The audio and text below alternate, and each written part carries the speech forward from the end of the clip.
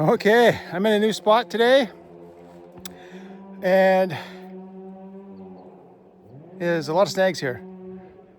And what I did is I started around the corner and spent some time there before it got too tight, and then I jumped another side of the pad. The pad's right on the ridge there, and I opened up into here, and there's snags everywhere. I'll show you. So there's the pad. Of course, there's actually more snags than it looks because I took a whole bunch down.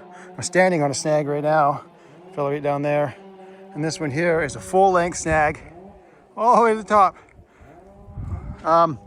Okay, so I don't know if you can tell, but there's the main valley out there, and then there's a small steep valley that comes right up into here, and there's a dead end just up there. And there's two guys up there cutting the block up there, and it's actually easier to hear them. They're farther away than my partner. My partner, he's just around the corner. I can still hear him though, but I can hear his echo actually bouncing off that valley back this way. Yeah, so it's a small, tiny little valley. There's a dead end up there. And I think that's why there's so many snags and they're so tall. Like there's another little one there. There's a tall one over there and another really tall one right there. See that one? I have to get those. That one there is leaning down the hill, so I can leave that one. It's below the line. The line is, well, there's a corner post right there. And the line kind of goes up. There's another one right there. Orange ribbon. That's the bottom line. It kind of goes up on an angle up that way up there. So it's pretty spacious ground. Look at another snag. Big one there. And another real big snag way over there. That one. And then there's another one, like whitish gray looking one. Man, there's lots of snags around. And I believe the reason they are full length like this is because they don't get hit by the storms, because they're kind of in a protected valley here. It's not, so up the valley is west, so out west, it doesn't go out to the ocean or anything. There's another mountain range on the other side of that. So it doesn't get the big storms coming off of the ocean, because we're quite a ways in now from the ocean. Yeah, so it's a pretty protected valley here. So the trees here don't get blown over in the wind. You know, they stay standing, they die, and they just stay standing, and then eventually they'll just collapse under their own weight, which is super dangerous to cut, because you could be cutting, getting your undercut in, and the whole thing just decides to collapse on you. So it's really sketchy. And yeah, so like the wood's real punky. You can't swing it. You got to follow exactly where it's where it's leaning. Yeah, it's pretty sketchy stuff. So, and this one here has got all the bark on it. Good thing it's a hemlock, not a fir. Well, actually, it would be better if it was a fir, because hemlock's worse. But if it was a really rotten fir and had all this bark on it, you see bark all the way up to the top, just about. It has a tendency to pull away from the tree, like rot, and then separate from the tree, and then it's just sitting there, just barely sitting there. Then the whole thing will just come down like a guillotine. It just comes sliding down, and you can slice your saw in half, smash your saw. I mean, hemlock can do it too, but fir is worse. Yeah. So what am I doing here? Yeah, so this one here, it has a slight uphill lean. I was hoping to fall out in this opening I was going to make here, but I don't want a chance trying to swing it past that cedar right there. There's a big cedar there. I don't want to try and swing it past it, because if it doesn't make it, it's going to hit that, and the pieces can come back. And it's so tall, like if it hits that tree, pieces can break off. Like it'll bend that cedar back, and then this tree will break, and then the cedar will come whipping back at this, and it'll start flinging tree tops and big branches, and well, not many branches there, but tops of the tree can come back, and you can't outrun it. It so happens so fast, you can't outrun it. You just got to dodge it. You just have to like look up and see where it's going to land. I've been there, so I don't want to do that. It's an unnecessary risk. So I'm going to take these two, just dump them down there where I dumped these ones, because they have no value for heli. They're too small. And then I'll probably fall this one here, this snag, above that cedar, and then it'll break into pieces, and then I'll fall this cedar back probably right below this where the stump will be. Right in there. I'll dump it. I'll dump it right into there. That's the plan. Yeah. Yeah, okay, so I'll get these two down and then I'll turn the cam back on.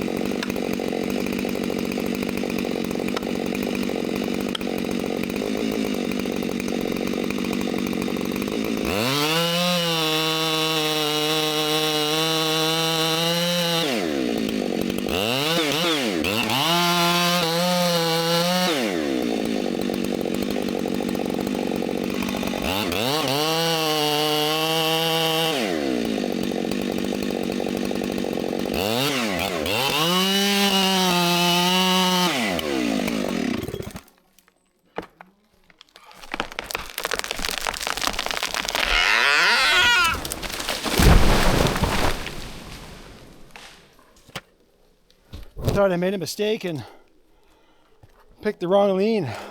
But no, it's fine. I put the wedges in just as a precaution. And I cut the middle out right before I went over. Sometimes it's better to cut the middle out and try to get all your holding wood cut right up so it's a nice thin strip all the way across. You can easily cut too much, but if you know you got lots of holding wood left and you got to cut more, just cut the middle out, because then that'll be enough to get it go over. Yeah, right on. Now I can dump that cedar right into there, between those two trees right there. Dump it right there. And hopefully right below the stump here. Yeah. Okay, see you over there.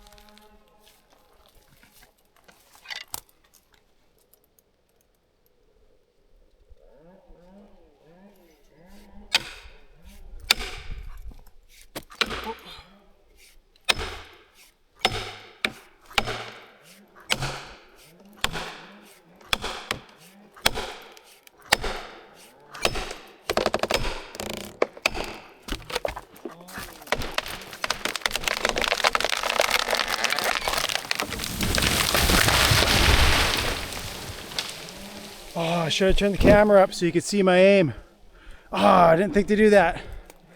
I didn't think to do that. I should have turned my camera up and then you'd be able to see it go perfectly between those two trees there. Because I went exactly where I wanted it to go. Bang on, right in there. Perfect.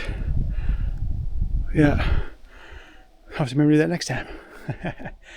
Okay, I gotta go buck that now. Won't be interesting. It's not gonna move at all or anything. And then I got a whole bunch of small stuff, right? All these little trees here. Gonna get all them down to be dumping them. Not down the hill, but it would just be, you know, you won't have to buck them. I'll put them side hill. Put them the tops right over into there somewhere. I'll get a log off of that one. Maybe off of that one if it's big enough. That little cedar there, I'll live on top of that one. But there's a whole bunch of little stuff I gotta get. And it's pretty spacious ground. I can see even farther up, I can see a whole bunch of little trees. And there's lots of big snags. Over there, lots of big snags. So there's not a lot of big trees, just that one real big one that's leaning heavy that way. And it's right above the pad. Might bring the jack for that one and try and jack it side hill because it's leaning heavy that way and down a bit. So if we get the jack, it's right beside the pad, or it's right above the pad. Pad's just right there. And there's that big one right there. So, yeah, it's my first day here. It looks like it's gonna be real easy going. So not really a whole lot to film. Nothing that's like, you know, really cool looking and big trees and, you know, I might be able to get some cool slow-mo though of these snags going down and smashing to pieces. I have to use my phone for that one because this camera, I couldn't find the slow-mo feature on there. I'll check again, but I don't think it's got slow-mo. Yeah, and you can't zoom in on with this camera, so that's what I don't like about it. But yeah, nothing else. Sun's coming out. We got a nice breeze though, it's keeping us cool, and it's not nearly as hot. Even the sun's out, it's not nearly as hot as it was last week. Last week was brutal. Yeah. Okay, well, that'll be it for this video, I suppose, unless I see something really cool and interesting later on today. I don't think so though, but yeah, I guess I'll see you guys next video.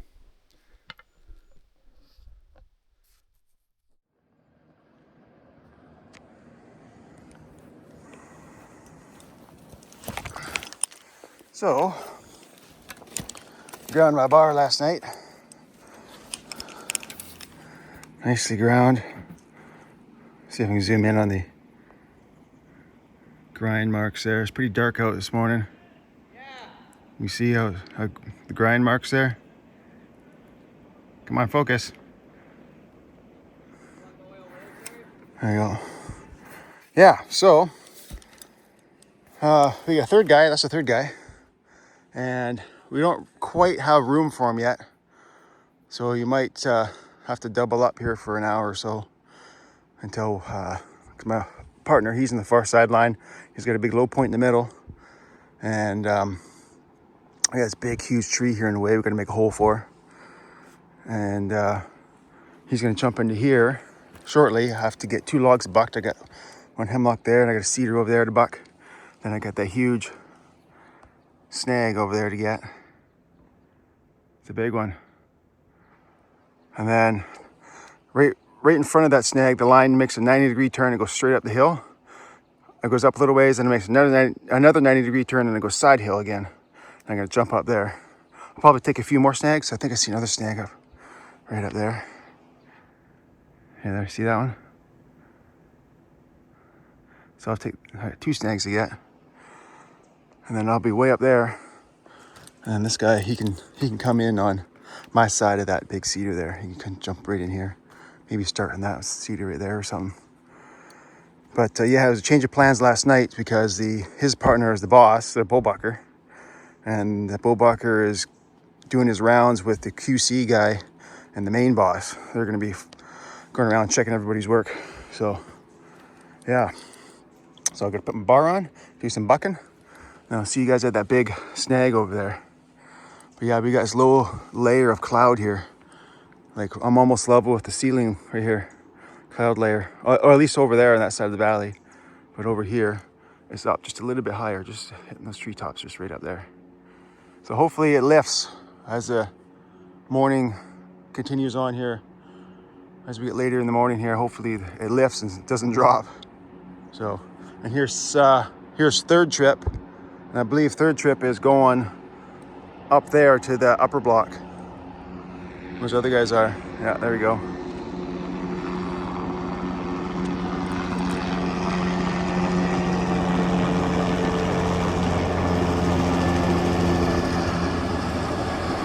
Hey, I gotta get to work here. Look what I just found.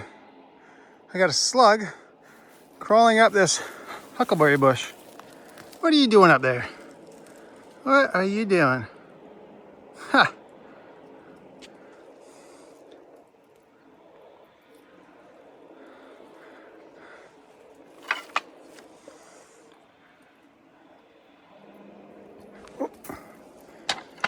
Yeah. Ha. Okay, I got some more snags to get. Got that snag there to get. I just fell one there. Fell two more down there. Just bucked this blow down. And I got a big, huge snag to get. But I might have to take this cedar first because it might be in the way. I'm gonna try and avoid it.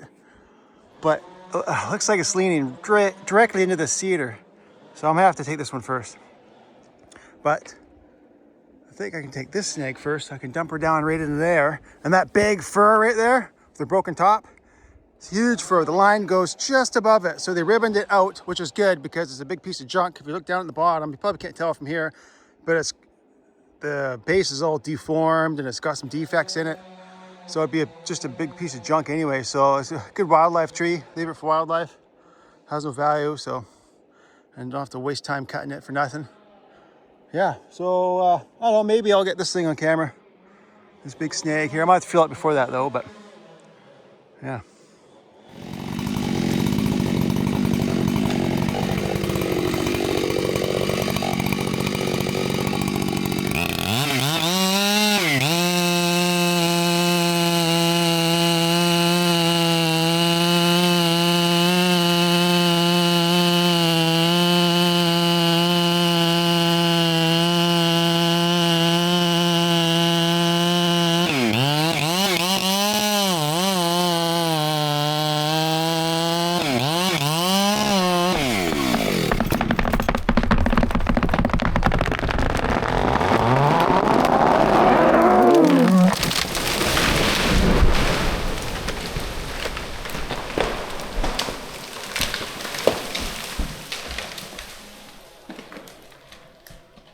Cool. There, my steps are uneven. Way uneven. Because I bored in on that side, and then I came around, bored on this side, and then I finished the strap in the back, and there's the rest of the strap that got ripped out. Big triangle shape right there. Lots of holding wood though. Lots of good holding wood. Yeah. Might be able to... I guess the riggers can go get that one. Yeah, it's outside the line anyway. It's a snag. Okay, I gotta go get that snag over there. And then hike up the hill. Because the line right here goes straight up the hill. Like from way down at the pad, it comes up on an angle. And then from right around here, it goes straight up. There's a 90-degree turn. Goes up there a ways. Probably goes around this open patch. There's no good wood in here. It's just all small hem ball. Probably goes up to the cedars up there and then makes another 90-degree turn and goes side hill again. So opening up there. Okay. I'll see you guys here later today. Got a bit of work here before I jump up there. Got to cut a trail too and ribbon it out and everything. Okay, I'll see you in a bit.